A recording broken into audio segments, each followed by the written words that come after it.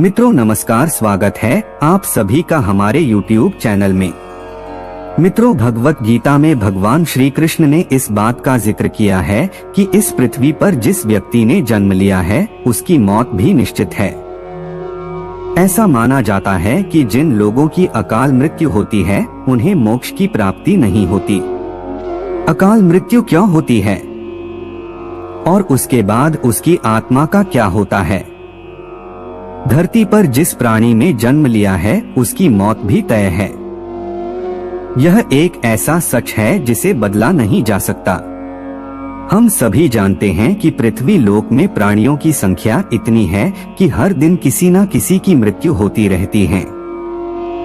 जाहिर से बात है कि हर मनुष्य को मोक्ष प्राप्त नहीं होता।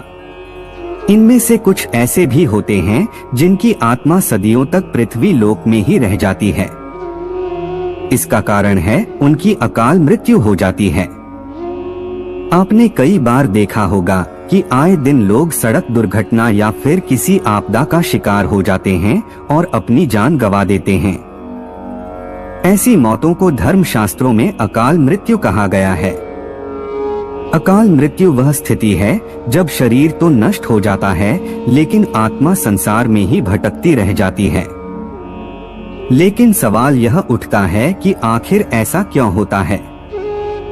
अकाल मृत्यु के पीछे क्या कारण होता है और उसके बाद आत्मा का क्या होता है?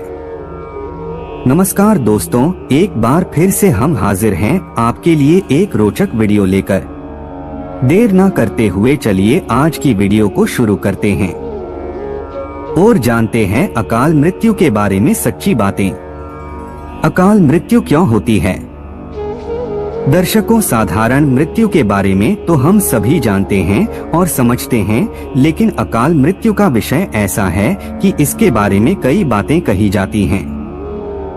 गरुड़ पुराण के 7वें अध्याय में लिखा गया है कि अगर कोई प्राणी भूख से तड़प कर मर जाता है या किसी हिंसा जानवर दोबारा मृत्यु हो जाती है या फिर जहरीला पदार्थ सेवन करने से या फिर पानी में डूबने से अगर किसी मनुष्य की मौत हो जाती है तो ऐसे मनुष्य को अकाल मृत्यु के श्रेणी में रखा जाता है। अकाल मृत्यु कैसे होती है?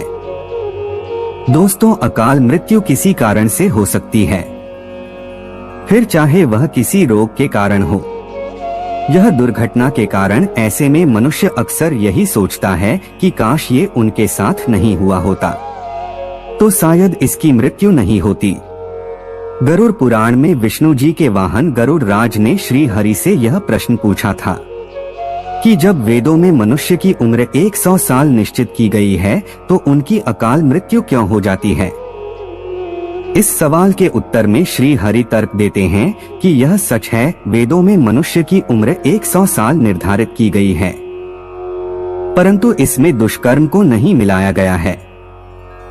यानी हर इंसान की मृत्यु तभी होती है जब उसके पास धर्म कार्यों के लिए शक्ति नहीं होती है या फिर उसका शरीर उसे धर्म कार्य करने की इजाजत नहीं देता। इसके अलावा जब कोई इंसान अपनी इच्छा से धर्म कार्यों को त्याग देता है तो पृथ्वी पर उसके जीवन की अवधि कम होती जाती है। देखा जाए तो हर इंसान का कर्म होता है, उसका धर्म होता है। ऐसे में इंसान की मृत्यु तब होती है जब उसके पास अपने इन कर्मों को निभाने की शक्ति या इच्छा नहीं होती। इंसान की उम्र भले ही 100 साल हो, लेकिन अपने कर्मों के जरिए वह अपनी उम्र को खुद ही नष्ट करता चला जाता है। वेदों का ज्ञान न होने से मनुष्य जान ही नहीं पाता कि वह कब कुकर्म करता जाता है। अब बात आती है कि अकाल मृत्यु के बाद आत्मा का क्या होता है। गरुड़ पुराण में आगे श्री हरि विष्णु जी यह भी कहते हैं कि मनुष्य के जीवन के साथ चक्र निश्चित है। ऐसे में अकाल मृत्यु को प्राप्त होने वाले जो मनुष्य इस चक्र को पूरा नहीं कर पाते उसे मृत्यु के बाद भी कई प्रकार के कष्ट भोगने पड़ते हैं। दरअसल अचानक ही मृत्यु होने की वजह से मनुष्य की इच्छा, कामना और तृष्णा बनी रहती है जो कभी पूरी नहीं हो पाती। ऐसे में शरीर तो नष्ट हो जाता है लेकिन आत्मा का मोह नहीं छूटता। इस स्थिति में अकाल मृत्यु वाली आत्माएं अपने परिजनों या जीवित लोगों को कष्ट पहुंचाती है। और अपनी मनोकामनाएं पूरी करने का भी प्रयास करती है। गरुड़ पुराण में बताया गया है कि प्राकृतिक मौत से मरने वाले मनुष्य को 3, 10, 13 या 40 दिन में दूसरा शरीर प्राप्त हो जाता है, जबकि अकाल मृत्यु व्यक्ति भूत प्रेत पिशाच कुष्मांडा ब्रह्म राक्षस बेताल और छत्रपाल योनि में भटकता रहता है। उनकी आत्मा को आसानी से शांति नहीं मिलती।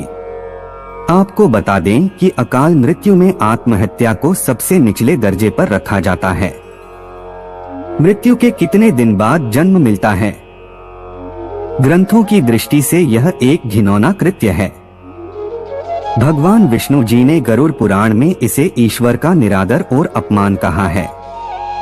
वह कहते हैं कि आत्महत्या करने वाले मनुष्य की आत्मा पृथ्वी लोक पर तब तक भटकती रहती है जब तक कि वह प्रकृति द्वारा निर्धारित अपने जीवन चक्र को पूरा नहीं कर लेती। ऐसी आत्मा को ना तो नरक लोक में जगह मिलती है और ना ही स्वर्ग लोक में। ऐसी आत्मा को मरने के बाद भी सबसे कष्टदायी स्थिति से गुजरना पड़ता है। यह आत्माएं अपनी तमाम इच्छाओं की पूर्ति के लिए अंधकार में तब तक भटकती रहती हैं जब तक कि उनका जीवन चक्र पूरा नहीं हो जाता। आत्महत्या करने वाली आत्माओं के कष्ट को कम तो नहीं किया जा सकता, लेकिन गरुड़ पुराण में अकाल मृत्यु को प्राप्त मनुष्य की आत्मा की शांति के कई मार्ग बताए गए हैं। अकाल मृत्यु से बचने के लिए मंत्र। भगवान विष्णु बताते हैं कि मनुष्य के परिजनों को नदी या तालाब में तर्पण करना चाहिए। साथ ही मृत आत्मा की इच्छा की पूर्ति के लिए पिंडदान और दान पुण्य जैसे सत्कर्म करने चाहिए ताकि उनकी आत्मा को जल्द ही मुक्ति मिल सके।